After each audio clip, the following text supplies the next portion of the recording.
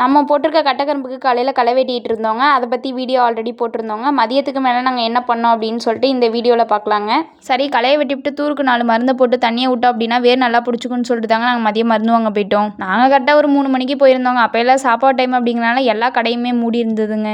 நம்ம ஐயம்பேட்டையே ரவுண்ட் அடிச்சிட்டோங்க. 4-5 கடையும் பார்த்தோங்க. எல்லா கடையும் பூட்டி இருந்துச்சு. அதுக்கப்புறம் ஒரு கடை வந்து ஓப்பனில் இருந்ததுங்க. அதை அவர் தூங்கிட்டு இருந்தார். அப்புறம் அவரை எழுப்பி விட்டு போட்டால் அரை மூட்டை, அப்புறம் இன்னொன்று சொன்னாங்க. அதையே அரை மூட்டை வந்து வாங்கிக்கிட்டோங்க.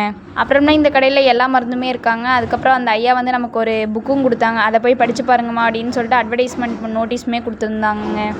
அப்புறம் நம்ம புல்லட்டில் 2 மூட்டையும் சுமந்துட்டு வரதுக்குள்ளே நம்ம ஆயா வந்து உரம் கலக்க வேண்டிய களத்தை சுத்தம் பண்ணிகிட்டு இருந்தாங்கங்க. நம்மள்ட்ட வந்து ஒரு 120 குழி தாங்க நிலம் இருந்தது. அதனால தாங்க 2துலேயும் வந்து அரை மூட்டை வந்து வாங்கிக்கிட்டோம். அப்புறம்ல 2 மூட்டையும் சேர்த்து வச்சு கொட்டிவிட்டு அப்புறம் நம்ம தாத்தா வந்து கையாலேயே கலக்க ஆரம்பிச்சிட்டாங்க. கொஞ்சோன்னு இது இருந்ததுனால கையாலேயே கலக்க ஆரம்பிச்சிட்டாங்கங்க. உரம் கலந்ததுக்கப்புறம் அள்ளி போட்டுக்கிட்டு இருந்தோங்க. அப்புறம் நான் ஒரு மூட்டையும் எங்கள் ஆயா ஒரு மூட்டையும் வந்து வயலுக்கு தூக்கிட்டு போயிட்டாங்க. நம்ம மருந்து வைக்கிற நேரமோ என்னமோங்க வானெல்லாம் மூடிக்கிட்டே இருந்ததுங்க. காலையில் நானே எங்கள் தாத்தா எங்கள் ஆயா 3 பேர் தாங்க வேலை செஞ்சோம். இப்போ எக்ஸ்ட்ரா ஒரு ஆள் வந்து ஆட் ஆகிட்டாங்க. அவங்க வேறு யாரும் இல்லை, நம்ம பாப்பா மகஸ்ரீ தாங்க. நமக்கு எப்போதுமே எந்த வேலை பார்த்தாலும் இந்த லெஃப்ட் ஹேண்டு தாங்க வரும். அதனால் என்னமோ இந்த பந்திலாம் பரிமாறும் போது நான் பரிமாறவே மாட்டேங்க.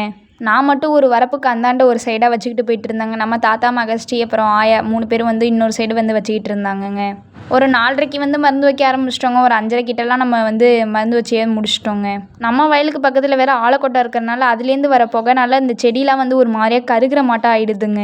நம்ம மருந்து வச்சு முடிச்சுட்டு நம்ம வீட்டுக்கு போகலான்னு சொல்லிட்டு போயிட்டு இருக்கும்போது இப்போ கீழே ஒரு பொம்மையை பார்த்தோங்க. பார்க்கவே பயமாக இருந்ததுங்க. வேறு நம்ம ஐயா வீட்டில் வேறு பம்பு செட்டு வேறு அடிச்சுக்கிட்டு இருந்ததுங்க. சரி, கை காலெலாம் கழுவிட்டு அப்புறம் மருந்து வச்ச வாளியெல்லாம் கழுவிட்டு போயிடலான்னு சொல்லிட்டு கழுவிட்டு இருந்தோங்க. நம்ம ஐயா சொன்ன சட்டையெல்லாம் வந்து அலசி போட்டுக்கிட்டு இருந்தாங்க நாளைக்கு வேலைக்கு வரத்துக்கு. இது சாயங்காலம் வேலையில் ஆஃபீஸில் வேலை பார்க்குறவங்களாம் ரொம்ப டயர்டாக இருப்பாங்க. ஆனால் வயலில் வேலை பார்க்குறவங்க மட்டும் எப்படா இந்த சாயங்காலம் வரும் அப்படின்னு சொல்லிட்டு இருப்பாங்க. அதுக்கப்புறம் நம்ம ஆலக்கொட்டாயில் வேறு வெள்ளம் ரெடி பண்ணிக்கிட்டு இருந்தாங்க. அப்புறம் அதை போய் பார்த்துட்டு அப்புறம் அதை ஒரு டேஸ்ட்டும் பண்ணிவிட்டு நம்ம மகஸ்ரீயும் ஆயாவும் வந்து அப்படியே குறுக்க வயல் விளையாட்டி போயிட்டாங்க.